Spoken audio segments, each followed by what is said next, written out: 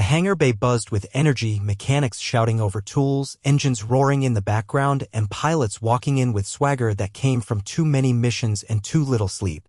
In the far corner, briefing was about to begin. A cluster of uniformed officers gathered around a flight manifest board, their conversations filled with jargon, bravado, and the usual pokes at rookies and paperwork delays. And then she walked in. Her steps were firm, her uniform sharp, boots spotless despite the dust that always found its way into the hangar. She wasn't late, not by a second, but the moment she entered, the conversations shifted. Some paused. Others didn't bother hiding the sideways glances. A few leaned back in their chairs, smirking. She approached the operations desk and handed over her request form. "Requesting assignment clearance for Apache Air Combat Unit, sir," she said with crisp authority. The lieutenant behind the desk blinked, clearly surprised. "You mean, right along?" he asked, half laughing as he motioned for the others nearby to come listen. "No, sir. Pilot seat. Combat certified." The silence that followed wasn't real silence. It was filled with muffled laughter, the sound of breath being held just to avoid open mockery. One officer chuckled. Another leaned in, smirking. "You do know that's not a simulator, right?" Someone else added, "Let me guess. You did a few touch-and-goes in basic flight school and now want a front seat in a warbird." The words weren't original. She'd heard them before. Maybe not with the same tone, maybe not always from men in uniform, but the message was always the same, doubt wrapped in sarcasm. A captain walked over, glanced at her form, and raised an eyebrow. "You requesting combat air support clearance on the Apache longbow?" he asked, his voice layered with disbelief. "Yes, Captain," she replied without hesitation. Another smirk, this time more blatant. "You got any hours logged on an actual bird, or just dreams and drone footage?" She reached into her folder and handed over the certifications, logged flight hours, simulator time, close air support evaluations. Everything by the book. Everything more than qualified. But even with the papers in their hands, they didn't look at the numbers. They looked at her. She could feel the weight of their stares. The disbelief wasn't in the credentials. It was in her posture. Her build. The neatness of her bun. The fact that she didn't speak loudly or throw around her resume like a weapon. They didn't see a soldier. They saw someone out of place. One of the younger lieutenants snorted. "We've got seasoned pilots waiting for clearance. You really think they're gonna give up a bird for someone like you?" She didn't respond. Not yet. Not to them. Another officer tossed a pen in the air, caught it, and said, "Tell you what. We've got a seat open in the recon chopper next week. Easy skies. Plenty of photos. Think of it like sightseeing in camo." That one earned a few laughs. But she still didn't move. She stood with her back straight, her hands behind her, her eyes not flinching. Not even when someone walked past and muttered, "Must be some kind of joke." The laughter wasn't cruel, it was casual. As if her request was just absurd enough to entertain but not serious enough to warrant consideration. And that's what made it worse. The mockery was second nature to them. They didn't even realize they were doing it. It was the kind of dismissive energy that could crush ambition if you let it. But she didn't. She knew what she brought. She knew what she had earned. And she wasn't here to play nice or prove her worth to those who measured strength in volume or swagger. Because she'd flown before. Not here. Not on record. But far from these hangars under classified skies, where orders were given in code and missions weren't logged on public boards. She wasn't just a pilot. She was a weapon in flight. And every hour she'd earned behind the stick came with scars no flight log ever mentioned. But none of that mattered here. Not yet. Not until the right eyes saw what they were too blind to notice. It happened almost by accident. She hadn't intended to show anything. Not there, not in front of them. But when she adjusted the collar of her flight suit, the angle of her neck revealed a sliver of black ink just above the seam. It wasn't big. It wasn't loud. But it was enough. First, no one noticed. Their laughter carried on, floating smug and careless through the hangar air. Someone was mimicking her voice. Another was pretending to faint at the thought of her flying solo. Their jokes landed in rapid succession, each punchline sharper than the last. Each one more comfortable than acknowledging the paperwork she'd laid down on the table in front of them. Then one pair of eyes caught it, mid-laugh, mid-jeer, and something shifted. The young sergeant who had been leaning against the wall, arms crossed and grinning, suddenly straightened. His grin faded slowly. He squinted at the tattoo just barely visible beneath the collar she'd slightly tugged at. And then, without saying a word, he nudged the officer beside him and nodded toward her neck. Now the room's rhythm had changed. Not abruptly, just enough to be noticeable. The laughter didn't stop, but it stuttered. The voices didn't fall silent, but they softened. The captain, who moments ago had joked about photo flights, stepped forward with a puzzled expression. "What's that on your neck?" he asked, no longer mocking. She didn't answer.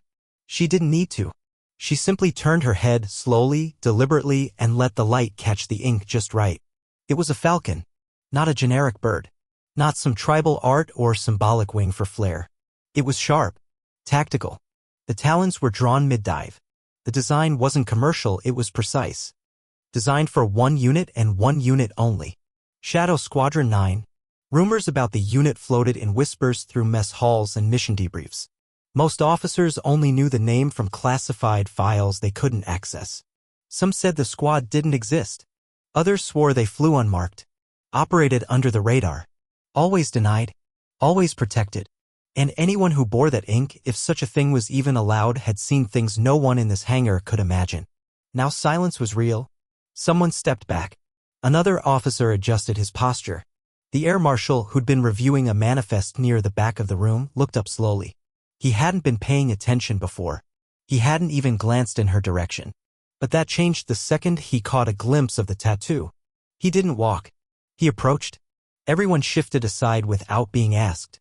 The marshal's eyes scanned the ink. Not like he was trying to identify it, he already knew. He was confirming it. Verifying. And the way his jaw clenched told everyone watching that this was no coincidence. No misunderstanding. The air marshal looked her over once, then locked eyes with her. There was no question in his gaze. No confusion. Only the sharp intensity of a man suddenly reevaluating everything he'd just heard and everything they had just said. "Where did you serve?" he asked. No one breathed. Not because of the question, but because of the tone he used. It wasn't casual. It wasn't skeptical. It was careful. It was the tone of someone who understood they might be standing in the presence of someone who operated in shadows they were never allowed to see. She didn't answer right away. She simply tilted her head slightly, and in that single motion, the falcon caught the light again. More of it was visible now, not just the wings, but the base. Coordinates. Tiny numbers etched in fine ink beneath the tail. He saw them. The marshal's eyes locked there. A long second passed before he nodded. That was when it happened. The mocking stares dropped. The arrogant smiles disappeared. Some of them stepped back instinctively, as if realizing they'd crossed a line they didn't even know existed. Not because of rank. Not because of protocol. But because of respect. Fear. Recognition. And the moment she stood still, without saying a word, without raising her voice or demanding validation, everything shifted in her favor. Not because they finally believed her, but because now finally they knew who she was. The air marshal stood just a few feet from her, his expression unreadable. His crisp uniform bore ribbons from conflicts most people only knew by headlines, but even with all his years of service, even with all the names he'd watched rise and fall, this caught him off guard. His eyes didn't blink. He wasn't looking at her as a name on a request form anymore. He was looking at the falcon. The hangar had gone quiet. The officers, the lieutenants, the desk staff, everyone had paused mid-thought, mid-motion. You could almost hear the clatter of egos crashing softly to the floor. The mocking tension that once choked the air had been replaced with an unfamiliar uncertainty. He took one step closer. Not aggressively. Not hesitantly either. It was the step of someone who'd seen ghosts come back wearing uniforms, and this felt like one of them. He tilted his head slightly and asked again, quieter this time. "Where did you serve?" His voice held weight. It didn't command silence, it invited it. She raised her eyes to meet his. There was no defiance there, just a calm knowing. The kind of gaze that didn't need to scream her past to be heard. She didn't answer the question. She didn't have to. Instead, the marshal's gaze dropped again to the edge of the tattoo. His fingers twitched at his side like he wanted to reach for something, maybe memory, maybe confirmation. Then his mouth moved low enough that only those closest could hear. 9. Not a question. A statement. And now the silence thickened. He turned slightly, just enough to glance at the officers around her, the ones who had laughed, the ones who had joked. He didn't scold them. He didn't need to. The way his demeanor shifted from indifferent observer to someone standing at attention in spirit was scolding enough. Shadow Squadron 9 wasn't a name passed around lightly. It was the kind of designation that didn't appear in standard files. Not even in restricted briefings. You didn't talk about them unless you'd been in proximity or had clearance. And even then, you talked about them like you talked about a ghost. Carefully. Respectfully. He looked back at her. She hadn't moved. Still at ease, still calm. The only thing louder than the silence now was the quiet click of recognition spreading across every face in the room. The marshal cleared his throat, then looked at the form she'd submitted. His hand moved, slow, deliberate as he took it from the desk. "She's requesting Apache combat clearance," someone offered from behind, his voice suddenly lacking the arrogance it held before. The marshal nodded once. "I can read," he replied, not unkindly, just firmly. He read the form like it was written in a different language now. The same hours. The same evaluations. But through a lens of experience. Through knowledge. He turned back to her, holding the form at his side. "You're certified for close-range air support?" he asked, this time like a colleague checking a detail, not an authority figure questioning a rookie. "Yes, sir." "Live fire?" "Yes, sir." "Night navigation?" "Urban terrain?" "Completed both." "Mission tested?" He nodded again, and this time it wasn't just for show. It was acknowledgement. One of the other officers stepped forward, unsure if he was about to assist or apologize. He opened his mouth, then thought better of it. Another glanced down at her papers again, rereading everything they had dismissed minutes ago as if the numbers and evaluations were somehow different now. But they weren't. The only thing that had changed was what the tattoo revealed, who had written those numbers. The marshal looked back at the others. "How long have we had the 82 Delta open?" he asked. 3 weeks, sir." "No fit so far," came the response. "Open it." No argument followed. No one dared question the shift. He handed her the form again, this time with a quiet nod of approval. Behind her, a few of the officers lowered their eyes. Not in shame, but in silent admission. They had misjudged. Underestimated. The woman they thought was trying to prove herself didn't need to. She already had. Just not in ways any of them could understand until now. Long before her feet ever touched the glossy floors of that hangar, she had already flown through skies no one there could comprehend. Not in open drills or simulated attacks, but under pitch-black clouds in enemy airspace with a headset tight against her ear and radio silence pressing down like a weight. She didn't earn her flight hours the easy way. She earned them in the kind of missions that never made it to after-action reports, the kind where names were redacted and coordinates erased before ink dried. Back then, she didn't wear the standard patches. There were no crew selfies or squadron banners. Just a plain flight suit, a call sign only whispered over encrypted channels, and the ever-present hum of classified orders rolling through her earpiece. Her cockpit wasn't just a seat, it was a shield and a weapon, and she had learned to treat it like both. So when the Air Marshal recognized the falcon on her neck and nodded, the kind of nod that stripped away every barrier between rank and history, it wasn't just an approval. It was a reminder, a quiet flashback to every operation she had walked away from when walking away wasn't promised. The officers in the hangar didn't know any of that. They hadn't seen the low-light night goggles fog with breath while flying 30 feet above desert terrain.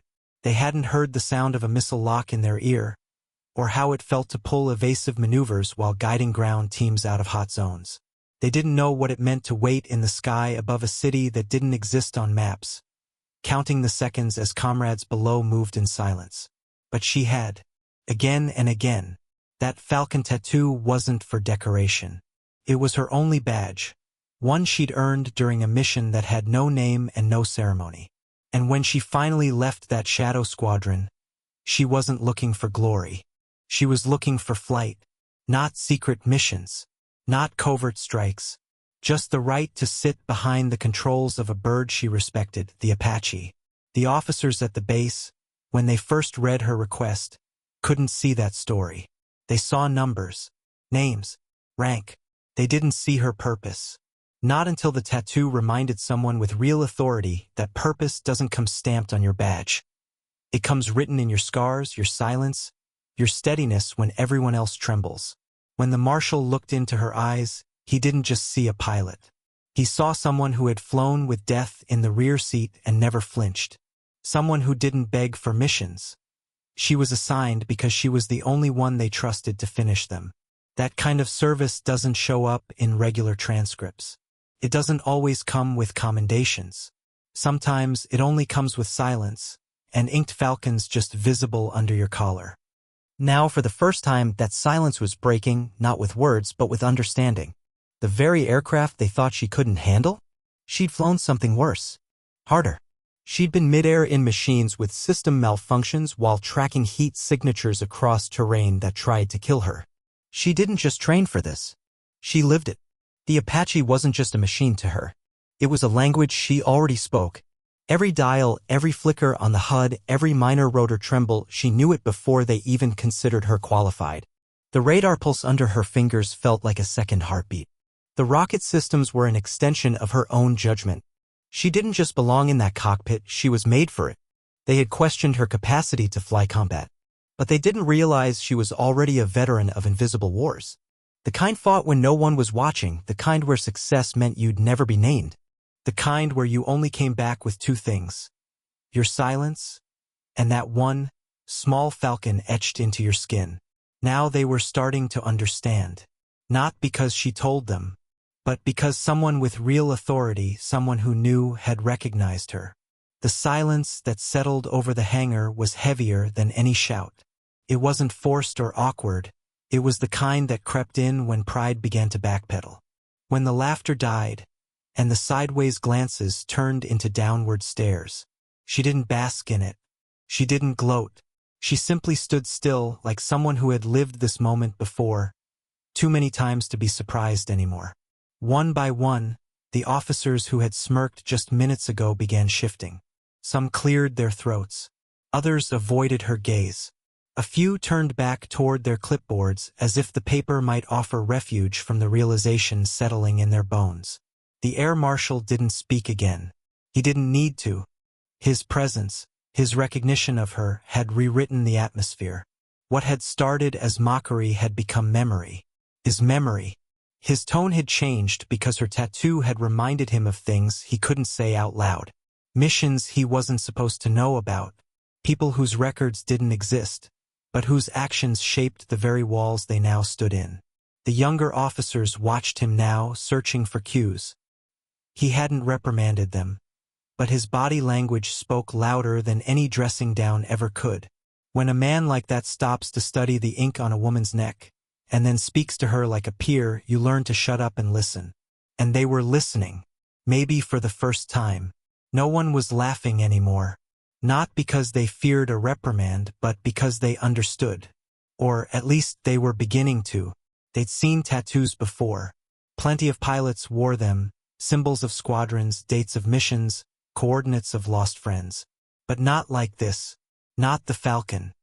Not the exact curvature of that wingtip, not the coded lines beneath it. That was more than art. That was history etched in silence. The kind that separated the real from the loud. The irony wasn't lost on anyone. She hadn't said much. Hadn't defended herself. She didn't throw credentials in their faces or remind them who she was. She let them laugh. She let them doubt. And then she let the truth speak for itself, not through stories, but through ink. Through the weight of another man's reaction. Respect doesn't arrive with noise. It arrives like this, quiet, uncomfortable, undeniable. One of the lieutenants, the same one who had suggested the sightseeing chopper, now stood with his arms crossed, but his eyes darted between her and the marshal like he was piecing together a puzzle he was never meant to solve. His smirk had vanished. In its place was something that looked a lot like shame. Another officer, older, with salt in his stubble and enough campaigns on his sleeve to know better, gave a small nod toward her.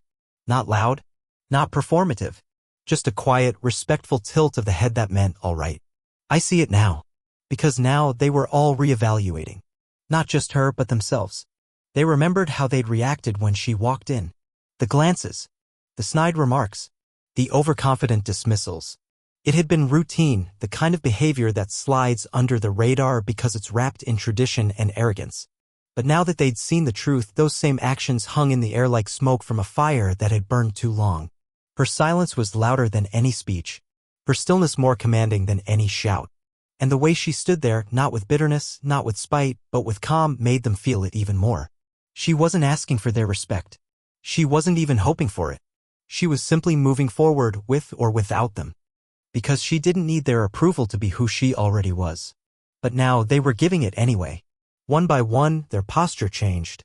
Not in obedience, in understanding. She hadn't forced respect from them. She had made them witness it. And witnessing it changed everything. She walked out of that hangar the same way she walked in, boots hitting concrete with quiet certainty, spine straight, shoulders squared. But the air around her was different now. The same officers who once chuckled at her request now stood along the walls, watching her without a word. Some nodded. Others simply looked away, their silence an apology they didn't know how to voice. The Air Marshal didn't stop her. He didn't need to. His expression had already said everything. His nod wasn't just clearance, it was permission stamped with a rare kind of reverence, the kind reserved for those who've seen the battlefield from angles no training manual can describe. As she moved past the desk, someone slid the clearance form back toward her, signed, stamped, approved. There were no announcements. No ceremonial handshakes. Just a quiet handoff and a shared understanding. The form that once served as a punchline had now become a sealed gateway to a bird only the best were trusted to command. She didn't look back. She didn't need validation from the same voices that had doubted her minutes earlier. The approval she carried wasn't just printed on that paper, it was worn in her silence, carved into her memories and inked into her skin. Outside, the sun was beginning to dip, casting long shadows over the tarmac. She walked past the parked birds, the Black Hawks, the Kiowas, the Apaches, each one resting in the amber light like sleeping giants. Soon, one of them would be hers. An Apache waited at the far end. Its matte finish blended with the dusk, sleek and deadly even in stillness. Ground crew members nearby were prepping systems, refueling, running diagnostics.